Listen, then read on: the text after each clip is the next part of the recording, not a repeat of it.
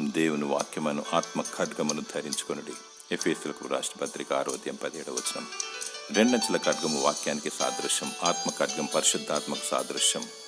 శోధన సహించుటకు, కీడును జయించుటకు, అపవాదిని ఎదిరించుటకు, చీకటి శక్తులను కూర్చుటకు దేవుని వాక్యపు ఆత్మ ఖడ్గమును ధరించాలి. చూపు ద్వారా, క్రియ ద్వారా, తలంపు ద్వారా, మనస్సు ద్వారా, వినికిడి ద్వారా, ప్రాణాత్మ దేహం ద్వారా లోక మాలిన్యత అంటకుండా, పాపానికి శాపానికి గురి కాకుండా దేవుని వాక్యపు ఆత్మ ఖడ్గమును ధరించుకోవాలి. అనేకులు మనుషులను ముఖస్థుతి చేస్తూ ముందొకటి వెనుకొకటి మాట్లాడుచు కక్ష, క్రోధము, ద్వేషం, మతమచ్చరము, కలహము, భూతులు, అబద్ధాలు, వేషధారణ, అల్లరితో కూడిన ఆటపాటలలో తులతూగుతూ లోకంతో కాంప్రమైజ్ అవుతూ సాతానుకు ముద్దుబిడ్డలుగా ఉంటూ ఆత్మీయంగా చనిపోయి జీవిస్తున్నామన్న పేరు మాత్రము కలిగి నటనలో జీవిస్తున్నారు. వేషధారణ బ్రతుకుకు స్వస్తి చెప్పు.